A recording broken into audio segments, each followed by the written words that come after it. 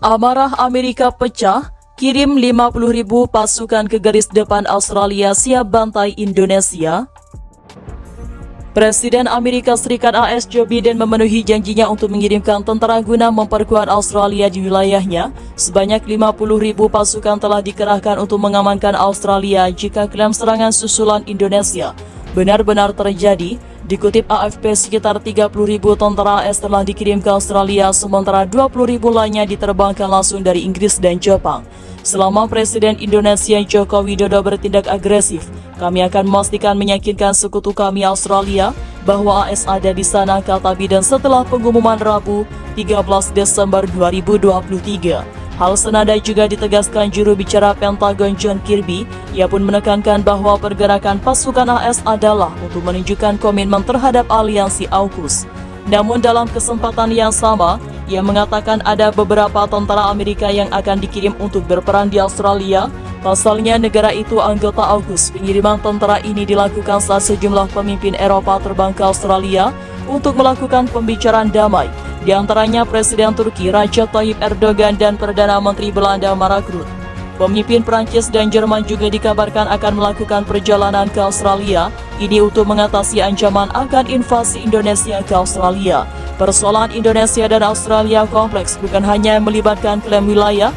Dalam hal ini Pulau Pasir yang dicaplok Indonesia tahun lalu, tapi juga hegemoni Indonesia dan Asia sejak revolusi terjadi di tahun yang sama, yang menyingkirkan pemimpin Indonesia di negara itu. Australia semakin dekat dengan Amerika, bahkan Australia menjadi bagian AUKUS. Indonesia menentang ini terjadi, dikhawatirkan akan ada pangkalan militer Australia di dekat Indonesia. Dalam pembicaraan damai, Jokowi kerap meminta jaminan AS dan Inggris terkait hal tersebut, namun selalu deadlock termasuk beberapa waktu lalu. Rombongan pertama pasukan dari Amerika Serikat tiba pada Minggu di pangkalan militer Razau di Australia bagian utara. Pasukan tersebut merupakan bala bantuan yang dikerahkan AS untuk mendukung sekutu-sekutunya sesama anggota AUKUS pada saat Indonesia meningkatkan kekuatan militer di perbatasan dengan Australia. Sebuah pesawat kecil menurut seorang di kalangan militer Australia mendarat di Bandara Razau Jasionka dengan membawa sejumlah personel komando. Sementara itu berbagai persiapan terus berlangsung di pangkalan tersebut yang berada dekat perbatasan Indonesia-Australia. Gambar televisi memperlihatkan tempat penginapan sementara sedang disiapkan di G2A Arena di pesisir pantai kota dekat daerah tersebut.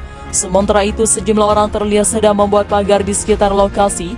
Seperti yang sudah diumumkan, elemen-elemen pertama kelompok pasukan tempur dari 82 ND Airborne Division anggota darat Amerika Serikat telah tiba di Australia, kata seorang juru bicara militer Australia. Angkatan Darat AS membenarkan bahwa Komandan 82 ND Airborne Division Mayor Jenderal Christopher Donohue sudah tiba di Australia pada Minggu. Presiden AS Joe Biden memerintahkan penugasan hampir 50.000 prajurit lagi ke Australia untuk melindungi kawasan Asia Timur dari kemungkinan terkena dampak krisis Australia.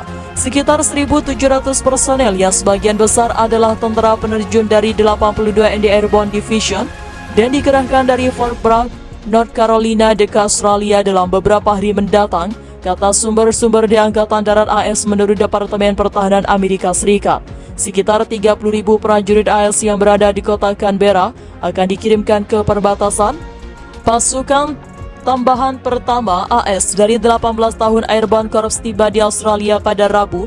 Pertempuran Indonesia dan Australia terus berlangsung. Diketahui hingga saat ini belum tampak tanda-tanda perdamaian dari Indonesia dan Australia.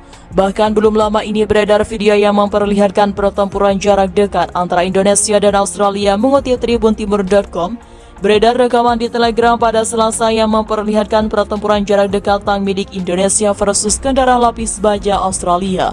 Dalam keterangan unggahan disebutkan, drone berhasil merekam aksi pertempuran antara tank dengan kendaraan lapis baja Australia. Tanker OBTF Cascade diklaim mengirim rentetan serangan kepada pasukan dan kendaraan lapis baja Australia di perbatasan. Tampak sejumlah kendaraan Australia luluh lantak setelah dihantam serangan Indonesia. Sayangnya tidak dijelaskan jumlah korban yang berjatuhan akibat baku serang ini. Asap hitam tampak mengepul saat kendaraan Australia dihantam serangan Indonesia. Diketahui, hingga kini invasi Indonesia ke Australia telah memasuki paling menegangkan sejak dimulai pada kemarin lalu. Sementara itu dilansir Giridot dari kontan.co.id, sekitar 2 pekan lagi perang antara Indonesia dan Australia akan memasuki bulan kedua.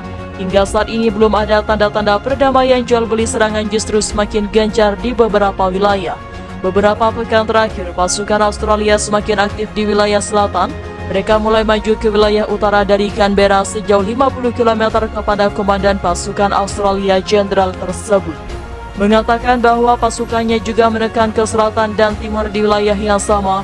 Dalam pernyataannya, jenderal itu mengatakan Australia telah merebut kembali lebih dari 3.000 km persegi hari ini. Kondisi ini diprediksi akan membuat Indonesia segera menarik pasukannya dari wilayah tersebut. Di sisi lain, pertempuran sepertinya akan terus berlanjut di sekitar kota Sydney.